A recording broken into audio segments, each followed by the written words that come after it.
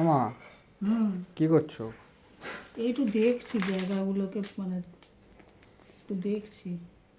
ও, তা বলছি যে আমার বলা তো কোনো জায়গা নেই, তার কারণ কেন, কি হয়েছে?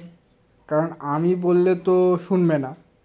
কেন? এবার এই যে কোথায় ঘুরতে যাবে না যাবে, কি করবে না করবে, তো তোমার আর বাবার পছন্দ অপছন্দ সবই এক।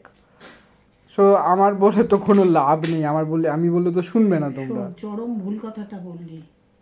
তোর আর তোর মানে তোর, আমার হ্যাঁ, আর তোর বাবার হ্যাঁ।